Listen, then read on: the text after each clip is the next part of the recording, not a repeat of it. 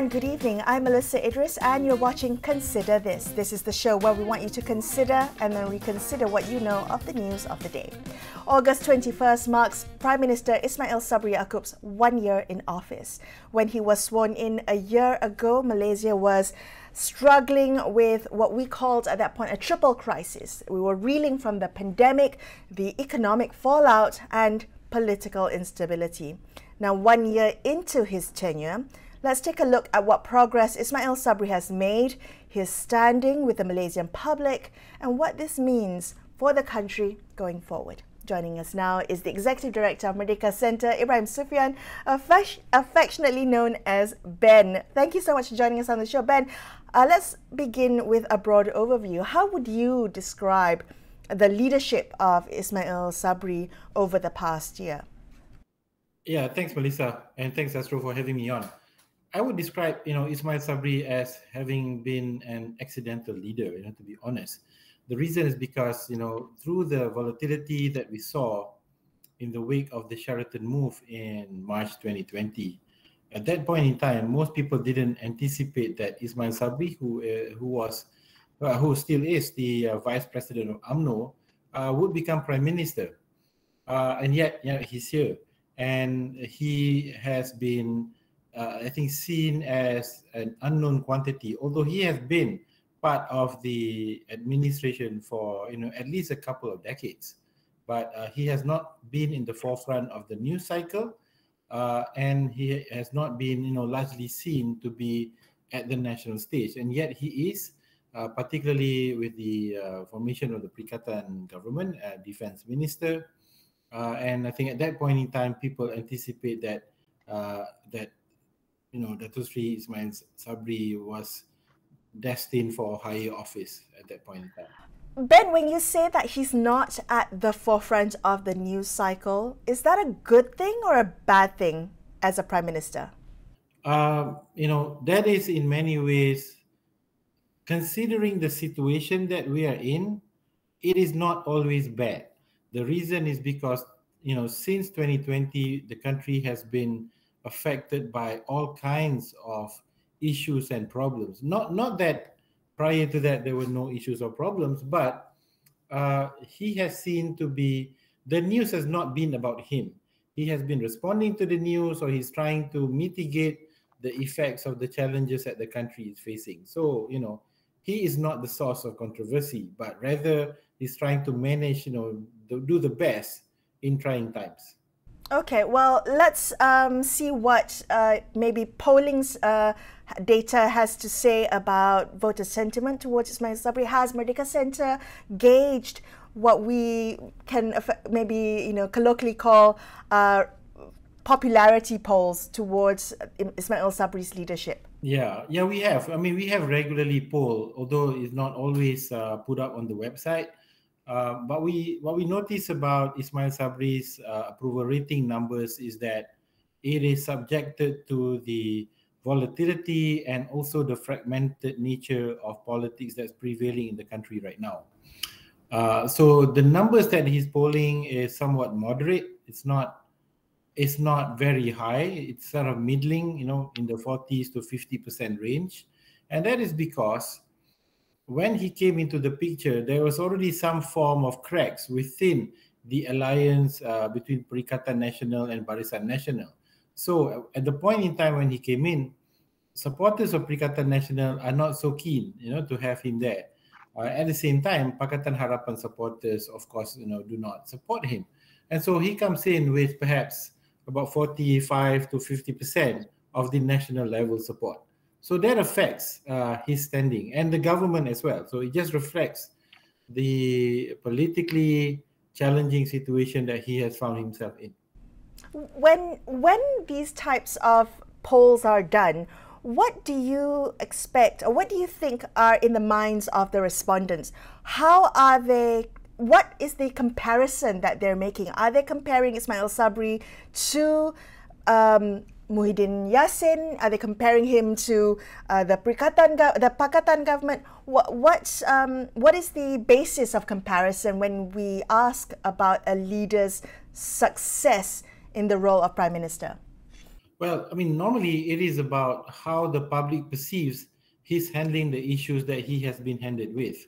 And so when, Ismail Sabri came into the picture, he was handling the COVID-19 case. And at that point in time, the case numbers were very, very high. If we recall this time last year, it's more than 20,000 per day. And at that point in time, the vaccination was only rolling out in earnest. So there's a lot of anxiety about COVID and its impact on people's livelihoods. That's first and foremost. So there's a situation there. And also there's a great deal of public anger about the politics of that time, because people were not happy with the change in prime ministers, largely because they felt that this politicking, is forcing the politicians, taking their eyes off the driver's wheel, of the country. So people were not happy about that. And at the same time, we had state elections in Malacca, and as well as in Johor earlier this year. So the situation that he had to preside over is one that is where the public dissatisfaction over the conduct of politicians in general was very negative. It's not really attributable to him, but he had to manage over, I would say, troubling times for members of the public. And Okay, so, at the same, yeah. Right. Sorry, Ben, continue. Yeah, and I think the last bit is the economy. He came in at the point in time when the economy was down due to the COVID restrictions and also the global climate. And even now, we have concerns over inflation and recovery that's improving, but perhaps not translating into a better life and incomes for the vast majority of Malaysians as yet. So public expectations are high on the leaders, and he has to preside over, I would say, a very uneasy alliance between the coalition partners. Okay. Ben, it seems that when he was sworn into office last year, what was really required of him, expected of him from the Malaysian public was stability, a measure of stability. Bring some stability to the political, madness that we saw last year and the preceding year. Can I ask you then, given the face of all these challenges of the economy, inflation, and trying to, I guess, deal with some of the fallout from the pandemic, is Ismail Sabri a bold enough leader to do more than just, as you say, an accidental prime minister? Surely the Malaysian public deserve more decisive leadership and decision-making from the highest office in Putrajaya. Yeah, I think, this is where I think we, run into differing expectations from the public and perhaps what is in the country's best interest. Despite what I said about Ismail Sabri, I think deep inside, he knows what needs to be done in order to regain public trust in institutions and in government. I think most politicians in the country know that the public confidence in them is being tested right now. And so he has done a couple of novel things, new things that was not present before. He's, I think, extended a hand to the opposition to work together. So we have an MOU for the opposition to lend confidence and support for the budget. And that's an unprecedented situation. And that has in many ways brought stability. And along with that cooperation with the opposition, he has also been able to bring in some bills that could foster reforms, such as the anti-hopping law that was recently passed. And now we know that it takes time for these things to take place, but the anti-sexual harassment bill has been passed.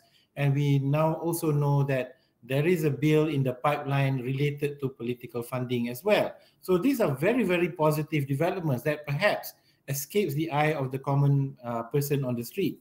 And it can only arise out of a situation where the Prime Minister is pragmatic, is not driven by hubris, and understands the need to bring back public confidence in the system. So those are the positive things. But I think the problem is that many Malaysians are so used to having strong men leading the country, even if they may not have the best interests of the country at heart. And this is where the difficulty lies, to reconcile between doing what's in the country's best interest and promoting an image of strength and confidence. And I think Ismail Sabri has his heart at the right place, within reasonable limits. He's still trying to win an election nationally as well as that of his party, but at the same time, he understands the limits that he's confronted with. Right. So based on everything that we know about his leadership in the past year, what do you think we can expect from Ismail Sabri as Prime Minister in the months to come? And I believe that he has the maximum of his tenure is till mid next year. What are you expecting from Ismail Sabri? I think there is still expectation that he will try to push through some reforms. And it depends to the extent from which he has the support of his own party and that of his coalition partner, Perikatan Nasional. I think the MPs and leaders of Pakatan Harapan are still quite keen to extend support so that Ismail Sabri can work to deliver some of the reform agendas that was truncated when they lost power in 2020. And so we're looking at things like term limits for the PM, putting some institutions like the judicial appointments, MECC under parliamentary oversight. Those are critical things. And like I said earlier, the political funding bill, those are very significant things that I think will have far-reaching impact in improving the quality of Malaysian democracy. So those are things that he has to do. But I think that the challenge he has is, this pressure from the party to call election. So, balancing between doing the right things versus the political survival of his party. Those are two things that are sometimes very hard to reconcile. All right, Ben, thank you so much for speaking with us today. Appreciate your time. Ibrahim Sufyan from Merdeka Center there. We're going to take a quick break here and consider this. We will be back with more. Stay tuned.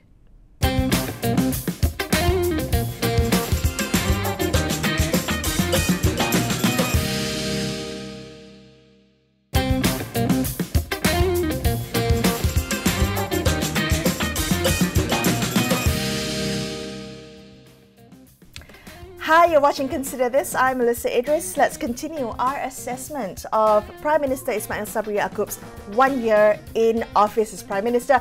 Joining us now is political analyst Dr. Bridget Welsh. She's an honorary research associate at the University of Nottingham, Malaysia, Nottingham, Malaysia's Asia Research Institute. Bridget, let's talk a little bit about Ismail Sabri's 1 year in office. When he was sworn in, I think many viewed him as a stopgap Prime Minister. We spoke to Ben Sufyan a few minutes earlier. He described Ismail Sabri as an accidental Prime Minister, stopgap as a way to, to fill in the Prime Minister post until the next general elections. Is that how you would assess his Prime Ministership? What has the past year shown you in terms of Ismail Sabri as a leader? Well, I think let's disaggregate between him as a leader and what we've seen during his tenure. I think during his 1 year tenure, we've seen three really important positives. The first of which is we've seen political stability. Now, of course, this has come largely through a memorandum of understanding with the opposition, but we have sort of, stopped the things that we saw a year ago, which was counting the parliamentary seats and having to give out permission, that positions in a constant way. Of course, the patronage was still there, but it wasn't this constant set that the government was going to fall any day. The second thing is we've actually seen some significant work on policy. If we look at the parliamentary processes, I think we've seen basically ministers being able to get their jobs done. There are two very important ministries that I think deserve credit. First, of course, we see a lot in the health ministry with Khairi Jamaluddin. And of course, the second has been in the context of the government in terms of the Minister of Law, Wan Junaidi. I think we've seen positive developments come out of that in terms of the legal dimensions. The third aspect I think that is positive is that we've actually seen a economic increase. I wouldn't use the word recovery because I think we're very far from that. And I think we have to be cautious when we see these GDP numbers to recognize that they mean very different things on the ground. The GDP captures things such as manufacturing and palm oil prices. It doesn't necessarily capture the life experience that most Malaysians are feeling. Now, we move away from the kind of tenure of his office, which I think there are things that can be pointed to that are very important for Malaysia, especially during this kind of pivotal time of coming out of a crisis, to Ismail Sabri's leadership. I think the terms that was used, accidental PM, I think do capture the sense. And it's interesting, you know, what we have is kind of the consummate weak prime minister. And of course, out of weakness, the opportunities for other people to shine have been there.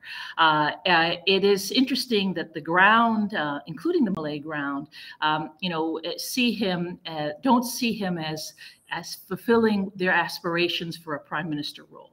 So I think he wrestles with the issues of his reputation from the perspective at a personal level. We have yet to see a clear vision. I mean, so there is this tagline of Keluarga Malaysia, but one has concerns that there has been a bit of two things. One, not enough Keluarga, and number two, not a focus on all of Malaysia, just a focus on certain groups within Malaysia. And I think that's problematic. And the third thing, of course, is that we don't have a clear vision of where the country is going. And that has been, you know, lacking because, you know, he was not expected to take that position. And as a consequence, we've not seen him fulfill that position and the expectations of that position. And it is a first time that we do see quite significantly weak Malay leadership. The only other time we've actually looked at this in Malaysia history, I would probably say there were two periods, one with Hussein On, which was a period of also of political transition, and the second, of course, would be with Abdullah Badawi. And I think there's a lot of parallels. And I think what now is happening is Ismail Sabri is at a pivotal point of, you know, whether or not he can extend his leadership and whether or not and how to go about doing that. Because now all of this business of the MOU and things that help to kind of keep him and help him to shore up his government are really coming to a close as there's been intensive pressure to move towards election. Bridget, so interesting that you pointed to weak Malay leadership, and Ben Sufyan a few minutes earlier pointed out that we are so used to strongman leadership here in Malaysia. Is that necessarily a bad thing, weak Malay leadership? Well, as I said just now, there are positives and negatives, right? I think the first of which is that are the positives in the sense that we've allowed, you know, others to move forward and to come into their roles in terms of, you know, in terms of their minister roles. And I mentioned a few. I think the second is that we've actually seen the opportunity for political compromise. You know, he has not made the job about him and his ego, his my way, you know, in this context. He's made the job, he's allowed the job to sort of to guide him as opposed to him fulfilling the job itself. And I think that the importance of compromise, I think, is important because Malaysia has had much more political opening since 2018. And as a consequence, sort of to accommodate that diversity, we see the need to make those compromises. And I think we see that happening in this particular area. I think the other thing, of course, is that we've seen a reduce of political polarization, the acrimony that takes that you know, perpetuated with politics for such a long time in the last decade. And of course, during Muhyiddin Yassin's tenure, that acrimony was a different tenure, and that it took a different tenor in that it was focused on, you know, the Sheraton move, right? And this particular, now, of course, you know, one cannot forget that Ismail Sabri was a pivotal part of that. But the fact of the matter is that the country's been able to move a little bit away from that towards kind of looking at different sets of issues. But of course, you know, one has to recognize that because Ismail Sabri doesn't have vision, doesn't have the sense of kind of confidence that one expects of this position, then what we see is that there's a certain degree of anxiety and a certain degree of sense that Malaysia's expectations are not being fulfilled in a very complex, very time in global history, but in Malaysia's history in terms of being able to level up, to ratchet up the key things that are necessary. And so I think, you know, there's a lot of dissatisfaction. If you look at the polling numbers, he's probably got one of the weakest polling numbers in history. You know, he's known for being a non-decider. So he lets the situation evolve without making a decision or claiming a decision. And, you know, I think the things that he's known for are things that are divisive, not necessarily inclusive, such as things like promoting Malay language, but doing it in a, of course, I do believe that this should happen, but I think it's a question of how you go about doing it, as opposed to mobilizing issues of race and religion, as opposed to talking about how to promote Malaysian identity and actually helping the education system become stronger in actually improving language skills and multiple language skills, which Malay would be the cornerstone of that. Right. Bridget, what challenges does he face in his quest to extend his leadership or his prime ministership? Well, I think number one, he faces the challenge of public perceptions. I think, as I mentioned, his public perception numbers are weak in the survey data, and I think of course, there's lots of people who say, he's known that people are popular. He's liked, but there's a difference between being liked than being respected. And those are two very distinct things in terms of a prime minister. He's known for his beautiful shirts, very colorful, some of them very expensive. But at the same time, it's not, but what there are is that he cannot point to anything really concrete that is his during this legacy of the last year.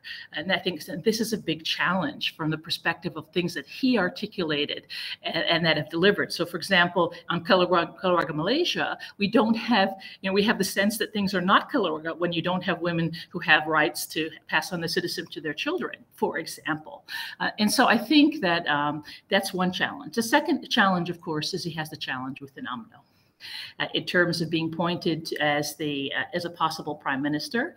I think what has happened is that, if elections do move forward quickly, which I'm not one of those that believe that, but if people do, because I think Ismail Sabri's popularity is not at the point where if he goes to polls that he will actually have a chance of being reelected as prime minister at this particular juncture. But what I would say is that he has the challenge of being able to manage the leadership competition. We have two very senior leaders in the party, Najib Razak and Zahid Hamidi, which are facing very serious cases. We also see a situation where there are other contenders for the leadership within the party. And if a deal is struck, then of course that deal can be broken, as we saw in places such as Johor. So I think that getting the support of UMNO is very important. So for example, when he made the Register of Societies decision in favor of the amendment within UMNO, I think part of that is a recognition that he needs the support of the UMNO rank and file, and of course the regional and division chiefs leadership support in order for him to be able to kind of galvanize the ground in himself. Right. I think the third thing, of course, are things that he's expected to control, but cannot control. And that has to do with the issues of inflation, the issues of the economy. All right. I think these, we've seen him turn around on issues such as chickens, such as subsidies, and these things have not evoked confidence because there's no sense of a plan. And I think while, the finance minister has addressed certain issues, there's a real lack of a credibility gap on addressing issues of policy in terms of setting a plan for Malaysia, in part because we feel like, we're in a period of political limbo, or for some people, purgatory, but in the circumstances between the time of the previous, dynamic of going to elections. And it is the assumption that he has to deal with it was that he's not going to be the next prime minister. All right. Can I ask you, Bridget, in the last couple of minutes that we have left, the latest multi-billion ringgit scandal, the Navy LCS scandal, how might that impact Ismail Sabri's chances as continuing as a prime minister? I think there are two aspects to this. The first of which is that it taints some of the alternative leaders within the context of UMNO, particularly Zahid Hamidi, in that context. And the second thing that it does is that it galvanizes the traditional opposition base towards issues of corruption. I do think, however, Malaysians are more fatigued about this. There's a lot more cynicism, and I don't think it captures the same level of imagination that we saw involving other scandals in that context. But I do think it is definitely something that is very serious, that needs attention. It points to the systemic problem of corruption within the system, and I think that, you know, this is something that people are very aware of. The problem is any party can actually now engender the confidence that they're going to address it. You know, and I think the problem, however, for Pakatan Harapan in particular, is they think they can ride a scandal to victory, and that's not enough at this particular point of time. That was political analyst Dr. Bridget Welsh from the Asia Research Institute at University of Nottingham, Malaysia, wrapping up this episode of Consider This. I'm Melissa Idris, signing off for this evening. Thank you so much for watching, and good night.